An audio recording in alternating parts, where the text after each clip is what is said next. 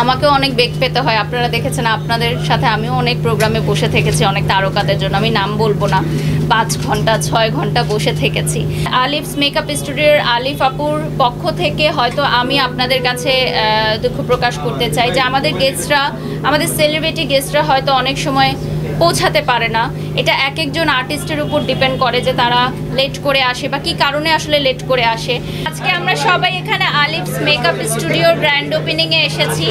আমি যেহেতু সবসময় নারী উদ্যোক্তাদের পাশে থাকি, আলিফ আপু একজন স্বনামধন্য মেকআপ আর্টিস্ট। বিভিন্ন ওয়ার্কশপে আপুর সাথে আমার এর আগে দেখা হয়েছে। তো আজকে এত বিশাল পরিসরে ওনার বিউটি স্যালুনটা যে ওপেন হবে, সত্যিই আমি কল্পনাও করিনি যে এত বড় পরিসরে আপু ধামাকা দিবে।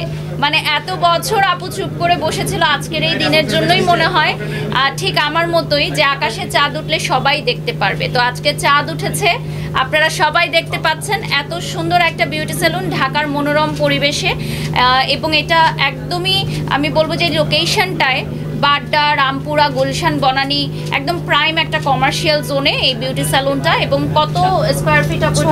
প্রায় 6000 স্কোয়ার ফিটে দোতলা মানে রয়েছে, ওকে, মানে 4 তলা বিশিষ্ট 3টা সেকশন মিলে এই বৃহৎ পরিসরে বিউটি পার্লার। আমার জানা মতে ঢাকা শহরে এত বড় পরিসরে বিউটি পার্লার এর আগে আমি অ্যাটলিস্ট কখনো ওপেন করিনি। আমি জানি না গণমাধ্যমে আপনারা যারা আছেন তারা কভার করেছেন কিনা, তবে আমার মনে হয় this is the first time যে আলিফস মেকআপ স্টুডিও দেখিয়ে দিয়েছে যে একটি মেয়ে একা চাইলে সবই পারে। আমার মনে হয় আমি ফার্স্ট গেস্ট আজকে এখানে প্রেজেন্ট হয়েছি, রাইট? আমি কিন্তু অনেক আগে রেডি হয়েছি। আমি 5টার সময় আমার একটা লাইভ সেশন গেছে, আমার পেজে দেখবেন। সো আমি রেডি হয়ে গুলশান এরিয়াতে এসে ওয়েট করেছি। সো আমাদের গেস্টরা এখনও এসে পৌঁছায়নি ট্রাফিক জ্যামের কারণে। সো আমি বলছিলাম যে আপু আমি অ্যাটলিস্ট চলে আসি, না হলে আমাদের সাংবাদিক ভাইরা ওনারা বসে বসে বোর হবে। এই জন্য আমি চলে আসলাম। বাট বাকি সকল গেস্ট এখনও অন দ্য ওয়েতে আছে। এটা আসলে যার যার বিষয়, কিন্তু আপনারা যারা আমার সাথে কাজ করেন আপনারা জানেন আমি অলওয়েজই টাইম মেনটেন করি। এটা আপু বলেছে 5টা থেকে আমাদের শুরু হয়ে যাবে প্রোগ্রাম। আপনি বলেন কয়টায় ছিল? আমি টাইমে এসেছি, আমি এক্সাক্ট টাইমে এসেছি। জি আচ্ছা আপু, একটা বিষয় সেটা হচ্ছে যে আকাশে চাঁদ উঠলে সবাই দেখবে, কিন্তু চাঁদটা এত দেরি কেন? আর আমাদেরকে বা এভাবে হয়রানি করা কি আসলেই ঠিক? আসলে সত্যি কথা বলতে ভাই, আজকে খুব সুন্দর একটি দিন, আমাদের একটা গ্র্যান্ড ওপেনিং হচ্ছে।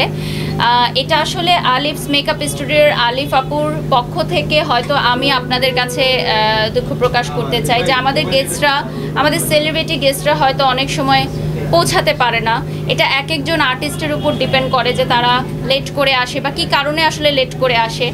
বাট আমি মনে করি যে আজকে যেহেতু একটা সুন্দর দিন, এই আপুর জন্য একটা খুব বিশেষ একটি দিন। আমরা এই দিনে আসলেই মনোমালিন্য ভুলে এক হয়ে যাই। এবং আমার মনে হয় আপনারা যারা আমাদের সামনে আছেন, এত এত ভাইরা, আমি জানি অনেক কষ্ট হয়েছে আপনাদের এতক্ষণ থাকতে। আমরা আজকে সুন্দরভাবেই আয়োজনটা শেষ করি। এরকম তো একটু হয় অনুষ্ঠানগুলোতে, আমরা তো জানি। সেলিব্রিটিরা তো এখন এসে পৌঁছায়নি, তো ওনারা আসলে জিজ্ঞেস অলরেডি হ্যাঁ চলে এসেছেন। তাহলে আমরা অন্ত ভাইকে ডেকে নিই। আমাকেও অনেক বেগ পেতে হয়। আপনারা দেখেছেন, আপনাদের সাথে আমিও অনেক প্রোগ্রামে বসে থেকেছি অনেক তারকাদের জন্য। আমি নাম বলবো না, 5 ঘন্টা 6 ঘন্টা বসে থেকেছি। তো এটা আসলে কাজের একটা পার্ট আমি মনে করি। আর মানে আমার কাজের পার্ট যে ওয়েট করতে হবে, কারণ আমার সাথে যে সেলিব্রিটি গেস্ট উনি না আসা পর্যন্ত আমি আমার কাজ কমপ্লিট করতে পারবো না। ঠিক আপনাদেরও, আপনারা অপেক্ষা করছেন, আমাদের আরও গেস্টরা আসবে, ওনারা যতক্ষণ না আসবেন আমাদেরকে অপেক্ষা করতে হবে। সো আসলে আমি মনে করি এই অপেক্ষা করাটাও আমার কাজের একটি অংশ। এটা আসলে আমাদের যে ওনার আলিফ আপু, উনি বলতে পারবে। আমাকে কোনো প্রশ্ন করার থাকলে আপনি করতে পারেন।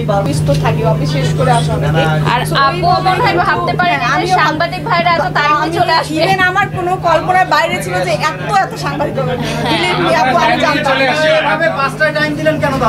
আমার টাইম তো ভাইয়া অলরেডি সবার জন্য বলতে আমি কিন্তু এই যে আমাদের এই ব্রোশিয়ারে লেখা আছে 5টা, কিন্তু আমরা কার্ডে লিখছি। আমার টাইম ছিল যেটা, সেটাতে এসেছি আমি ব্রাদার। মানে আপনাকে 8টায় বলা হয়েছিল? না 8টায় না, আমি রেডি হয়েছিলাম। আপু বলেছেন যে গেস্টরা এখনো পৌঁছায়নি, আমি এসে এখানে অপেক্ষা করব কেন, এজন্য আমি গাড়িতে ওয়েট করেছি। আমরা যত ইভেন্ট করি আপনাদেরকে কিন্তু আমরা অলওয়েজ পাই। তো একটা দিন যদি আমাদের জন্য একটু আপনারা কষ্ট পেয়ে থাকেন, অনুরোধ একদম নিচে শিলাপু ইউটা নিচে উনি আসলে আমরা জাস্ট ফিতাটা ওনারা আসলে আমরা কেটে ফেলবো জয় ভাই আসবে, নীরাপু আসবে, আসবে বলে রওনা হয়েছে। শিরিনাপুর বাসাতে এদিকে already. রাত কয়টা বাজে? কাজ আপু থেকে যায় ভাইয়া, কাজ থেকে যায় হয়তো বা।